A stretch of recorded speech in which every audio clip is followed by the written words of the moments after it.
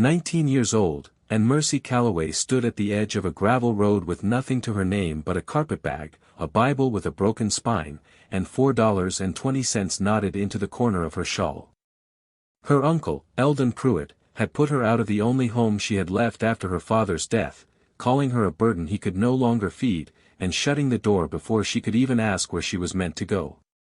With that small, sad fortune, she did something the whole town of Spoon Creek, Wyoming Territory, would call foolish. She walked to the railroad yard and bought, for $3 silver, an old abandoned passenger car that the rail company had left to rust on a dead spur of track, its windows broken, its paint peeling like sunburned skin.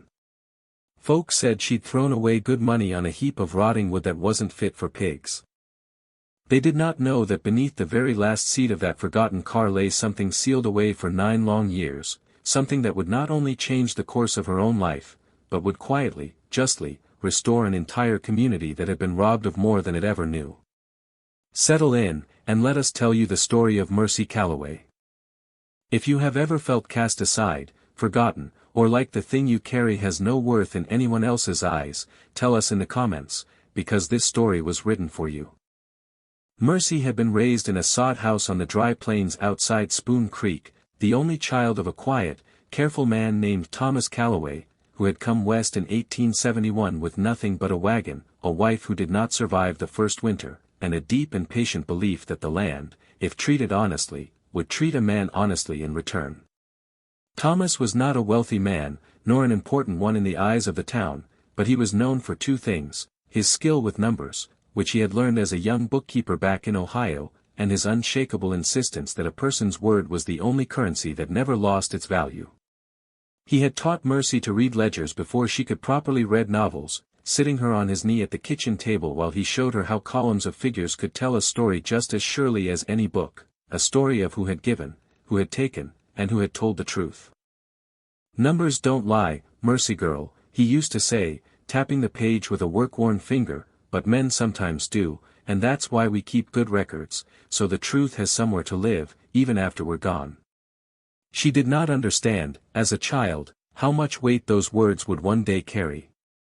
Her father had also taught her patience, the kind that came from watching wheat grow through drought and grasshoppers and late frost, and a tenderness toward people the rest of the world overlooked, the limping mule nobody wanted to buy, the stray dog that haunted the church steps, the old widow at the edge of town whom Mercy visited every Sunday with a jar of preserves, simply because no one else did. Thomas Calloway had filed a homestead claim along the new rail line when the Continental Western Railroad first pushed its track through the territory in the late 1870s, hoping that proximity to the rails would mean prosperity for his daughter's future. He had been proud of that claim, proud of the small herd of cattle he built from almost nothing, and prouder still of the modest savings he kept hidden in a tin box beneath the floorboards, money he intended, one day, to hand to Mercy so she might have a start in life that did not depend on any man's charity. But Thomas Calloway died of a fever in the spring of 1885, quickly and without warning, the way illness sometimes takes the strongest men first, and Mercy found herself, at 18, alone on a homestead she did not legally own, because the claim, she would later learn, had never properly transferred to her name, a clerical oversight, or so everyone called it at the time. Her father's brother, Eldon Pruitt, arrived within the month, full of sympathy that curdled quickly into impatience once he understood there was little money left to inherit and a girl to feed who could not, in his estimation, earn her keep. He took over the land, sold off the cattle piece by piece, and within a year, citing hard times and his own growing family, told Mercy she would have to make her own way. She left with what she could carry, the carpetbag, the Bible, and the small knotted bundle of coins her father had once given her for emergencies, money Eldon had not thought to search for. It was a bitter, disorienting fall from a life that had never been rich but had always, at least, been steady. Mercy walked the 11 miles into Spoon Creek with blistered feet and a heart that felt scraped hollow, and she took a room above the mercantile for 2 nights, paying for it with coins she could not afford to spend, all the while turning over in her mind the same desperate question that haunts anyone who has lost everything: what now? She was too proud to beg, too practical to wait for pity, and too much her father's daughter to simply give up. So when she heard, from a boy sweeping the depot platform, that the railroad company was finally getting rid of an old passenger car that had sat derelict on a forgotten spur behind the stockyards for nearly a decade. She did not think of it as foolishness. She thought of it as the only roof that might ever again belong to her outright. The car had been built in the early 70s for a rail line that folded before it ever carried a full season of passengers, and it had been hauled out to Spoon Creek and abandoned on a spur that led nowhere, forgotten by men who had more pressing concerns than an empty carriage rotting quietly behind the cattle pens.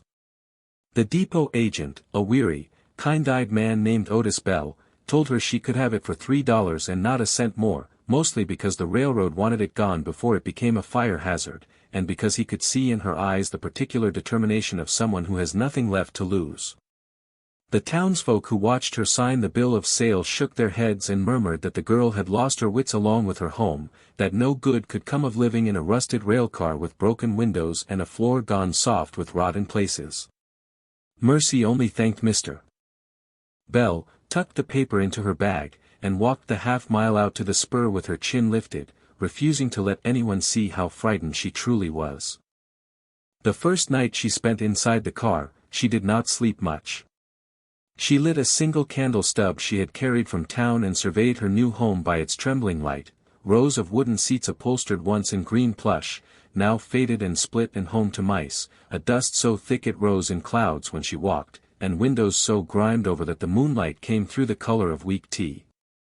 She swept for hours, dragging the worst of the debris out onto the prairie grass, and somewhere near midnight, exhausted and aching, she sat down hard on the last seat in the car, the one nearest the rear door, only to feel it shift unevenly beneath her, as though the bench itself were hollow.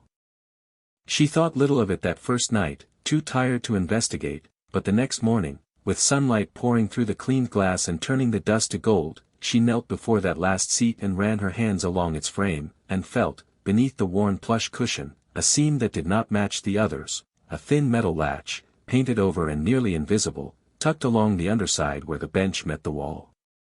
Her father's voice rose up in her memory, the way it always did when something did not add up. Numbers don't lie, but men sometimes do. She pried at the latch with the edge of a hairpin until it gave with a small, rusted groan, and the whole seat lifted like the lid of a trunk, revealing a shallow compartment built into the car's very frame, dry and dark and undisturbed for what looked to be many years. Inside, wrapped in a square of oilcloth gone stiff with age, she found a leather satchel, and within the satchel, a thick ledger bound in cracked black leather, several folded papers stamped with the seal of the Continental Western Railroad, and a small drawstring pouch that, when she opened it with trembling fingers, spilled out perhaps 24 gold coins, more money than she had ever seen gathered in one place in her life. For a long moment she simply knelt there in the dust gold light, the satchel open in her lap, and did not move at all, as though the discovery might vanish if she breathed too hard. It took her the better part of that day, and several more after it, to understand what she was truly holding. The ledger, written in a careful, slanting hand she did not recognize, recorded transactions going back nearly 9 years, payments, the entries called them, made to a man named Walter Dunmore, who Mercy soon learned through careful questioning in town had once been a survey agent for the Continental Western Railroad, responsible for laying out homestead boundaries along the new line through Spoon Creek.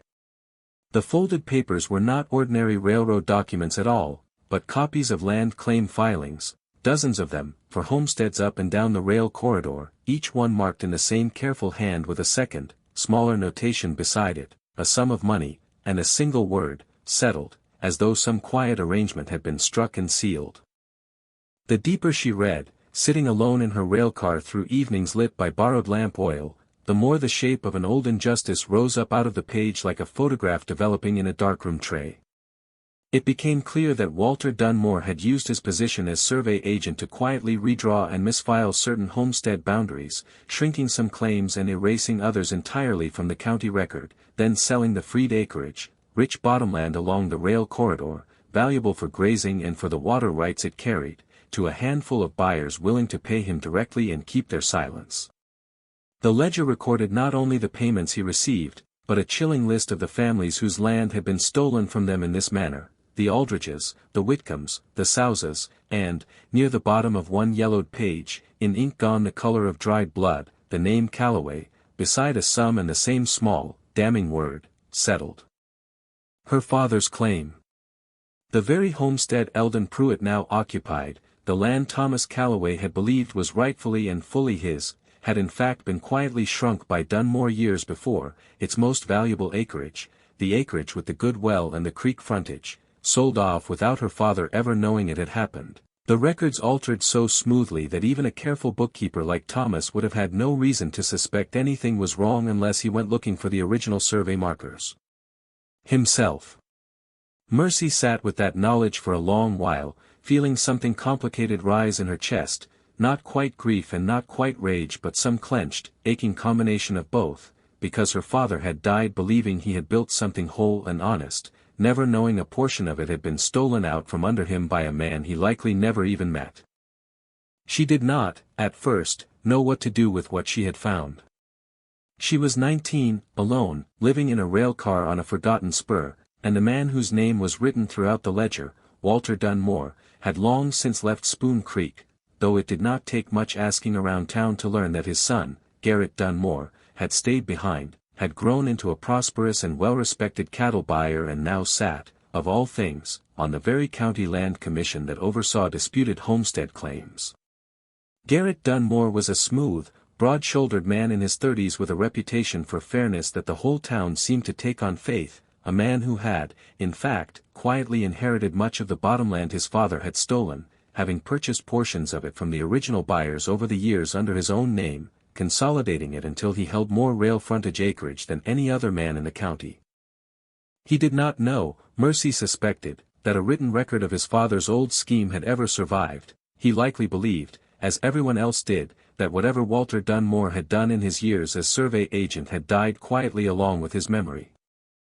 Mercy understood almost immediately that the ledger was not merely a curiosity from the past, but a key that could unlock something very dangerous if she was not careful, and very powerful if she was. She began, in the weeks that followed, to live a strange double life. By day, she scrubbed and mended the old railcar into a modest but genuinely comfortable home, hanging curtains sewn from flour sacking, planting a small kitchen garden in the cleared ground beside the tracks, and taking in mending and bookkeeping work from the merchants in town, who soon discovered that the quiet girl living in the abandoned car had a gift with figures every bit as sharp as her late father's. By night, she pored over the ledger and the old survey papers by lamplight, cross-referencing names, comparing the recorded acreages against the current county land office records, slowly building, page by careful page, an accounting every bit as precise and damning as anything her father had ever taught her to construct. She might have kept that accounting to herself forever, might have used it quietly to simply reclaim her father's stolen bottomland and live out a comfortable, private life, and no one would likely have blamed her for it. But the more names she found in that ledger, the Aldridges, who had lost the best of their grazing land and slipped slowly into debt, the Whitcombs, whose widow now took in laundry to survive on what acreage remained to her, the Souza family, who had given up and moved west entirely, believing their poor land simply unlucky rather than stolen, the more Mercy understood that this was never only her own story to settle. Her father had taught her that numbers told the truth so it might live on after the people involved were gone, and here, finally, was a truth that had been waiting 9 years to be spoken. She began, carefully and quietly, to visit the families whose names appeared in the ledger, not announcing what she had found outright, but asking gentle questions about their original claims, listening to old grievances they had long since stopped voicing aloud because no one had ever believed them worth pursuing. Word began to travel, as it always does in a small town, that the strange girl living in the old rail car was asking peculiar questions about land boundaries, and it did not take long before that word reached Garrett Dunmore himself. He came to her one warm evening in early autumn, riding out to the spur on a fine bay gelding, dismounting with the easy confidence of a man unaccustomed to being questioned, and he stood at the foot of the railcar's makeshift porch step with his hat in his hand and a smile that did not quite reach his eyes. He told her, in tones meant to sound neighborly, that he had heard she'd been stirring up old, painful business that did no one any good, that the families she'd been visiting had long since made their peace with whatever misfortunes the past had dealt them, and that a girl in her position, alone, unmarried, dependent on the goodwill of the town for her livelihood, would do well not to make enemies of the people who could make that goodwill disappear overnight. It was not, he was careful to phrase it, a threat. It was, he said, simply good advice from a man who wished her well. Mercy listened to him without flinching, her hands folded calmly in her lap, and when he finished, she told him only that she appreciated his concern, and that she would, of course, be careful, and she did not show him the ledger that night, nor tell him what she had found, because she understood, with a clarity that surprised even herself, that the moment Garrett Dunmore knew the full truth of what survived in that railcar's hidden compartment, he would do everything in his considerable power to see it destroyed, and her along with it, if necessary, in whatever quiet way men like him arranged such things. He left that evening unsatisfied but not alarmed, believing he had cowed a frightened orphan girl into silence, and Mercy understood that she now had very little time before his unease curdled into something more decisive. She spent the following days moving carefully and methodically, the same way her father had taught her to balance a ledger before signing his name to it, checking and double-checking, leaving nothing to chance. She made 3 faithful copies of the most essential pages by hand, working through 2 sleepless nights by candlelight until her fingers cramped and her eyes burned, and she hid those copies in 3 separate places, one sewn into the lining of her good coat, one buried in a tin box beneath the railcar's floorboards where the original compartment had been, and one entrusted, without full explanation, to Otis Bell at the depot, the only person in town who had shown her unconditional kindness, and whom she trusted to keep a sealed envelope safe without asking too many questions. Then she went, not to Garrett Dunmore, and not to a lawyer, whom she could not afford and was not certain she could trust, but to the one person in Spoon Creek whose authority sat above the County Land Commission entirely, Judge Augustina Reyes, a stern, silver-haired circuit judge who rode through the territory twice a year to hear disputed claims, a woman known for an uncompromising fairness that had made her, in equal measure, respected and resented by the powerful men whose schemes she occasionally unraveled. Mercy waited 3 days for the judge's circuit to bring her through Spoon Creek, and when it finally did, she presented herself at the small courthouse with the original ledger, the survey papers, and a written accounting of every family affected, laid out with the same careful precision her father had once used to balance a column of figures, because she understood, with her father's voice still guiding her, that the truth needed somewhere honest to live, and that a judge's bench was as honest a place as any in the territory. Judge Reyes read through the documents in near silence for the better part of an hour, asking sharp, careful questions, and when she finally looked up at Mercy, there was something in her weathered face that was not quite a smile but was close to one. She told Mercy that what she held in her hands was, if it held up to scrutiny, sufficient grounds to reopen every one of the affected claims, and that she intended to see it through to the fullest extent the law allowed, regardless of whose son now sat comfortably on the Land Commission. What followed in the weeks afterward was not the quiet, simple restoration Mercy might have imagined alone in her railcar months before, but a slow, public unraveling that the whole county watched with held breath. Garrett Dunmore, once he understood the documents were already in the judge's hands and copies safely scattered beyond his reach, tried first to discredit Mercy outright, suggesting to anyone who would listen that the ledger was a forgery cooked up by a desperate, grasping girl looking to steal land that wasn't hers. But Judge Reyes had already cross-referenced the handwriting against old county correspondence bearing Walter Dunmore's known signature, and the survey discrepancies, once properly measured against the original government plat